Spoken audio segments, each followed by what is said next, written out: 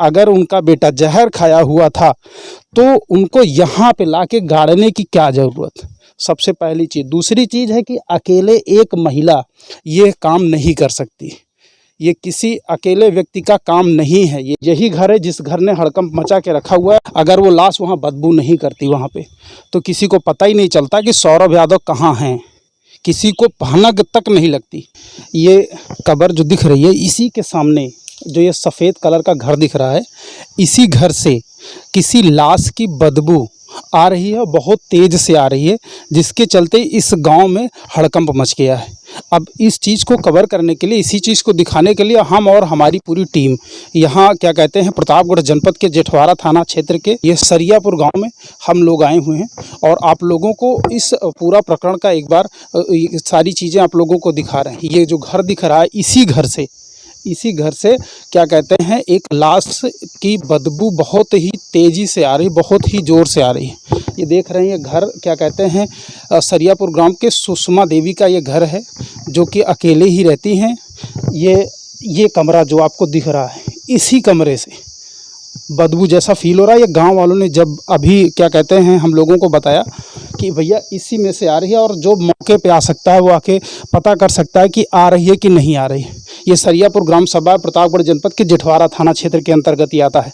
कल यहाँ पे पुलिस भी आई थी और इसकी जांच पड़ताल करके गई है। इस चीज़ की पुष्टि की है कि हाँ, ये बदबू आ रही है और किसी लाश की ही है।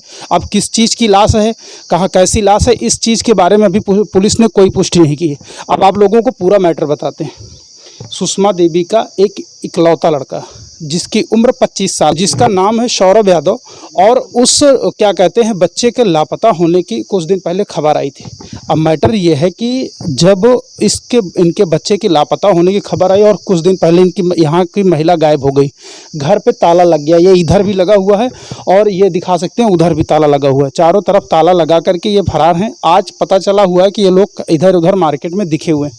अब ये लाश किस चीज़ की है, इसका पता कैसे चला, क्या है क्या नहीं है, इस चीज़ की कभी कोई पुष्टि नहीं हो पाई। पूरे गांव में हड़कंप मचा हुआ है, कोई सामने आने को तैयार नहीं है। सौरभ यादव की मां का एक स्टेटमेंट आया हुआ है, जिसमें उन्होंने ये बताया हुआ कि मैं मायके में थी, जब घर में आई तब मुझे मेरे बेटे की वहाँ पे बॉडी मिली जो कि जहर खाया हुआ था, और उसके बाद उसी बॉडी को उन्होंने आनन फानन में कैसे क्या किया, उसको ले आकर के इस जगह पे गाड़ दी हैं। जब वो लाश वहाँ बदबू कर रही थी तो उनको यहाँ तक ला के गाड़ने की क्या ज़रूरत थी, और इतनी ऐसी जगह पे। अब आप सोचिए, अगर उनका बेटा जहर खाया हुआ था तो उनको यहाँ पे ला के गाड़ने की क्या ज़रूरत।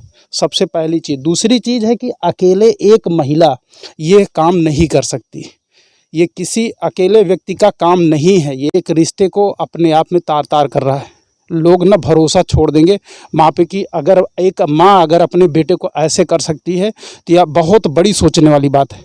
ये यही घर है जिस घर ने हड़कंप मचा के रखा हुआ है, और अभी भी वो महिला थाने पे है और पुलिस वाले यहाँ पे लगाए गए हैं ड्यूटी में कि भैया जाइए और इसकी सुरक्षा कीजिए, कहीं ऐसा ना हो कि डेड बॉडी कोई निकाले या कुछ हेर फेर करे। इसके चलते पुलिसकर्मी यहाँ पे मौके पे मौजूद है और हम लोग भी इस चीज़ को कवर करने के लिए आज सरियापुर आए हुए हैं। अब बॉडी निकाली जाएगी तो क्लियर होगा कि आखिर हुआ क्या था।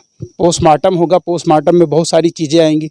और एक चीज़ आपको बता दें, जब सौरभ यादव की मां ने उसको मृतक देखा तो उसे सबसे पहले उसकी फर्स्ट प्रायोरिटी बनती है कि वो पुलिस को सूचना दे, गांव वालों को बुलाए, रिश्तेदारों को बुलाए। ऐसा कहीं कुछ नहीं हुआ।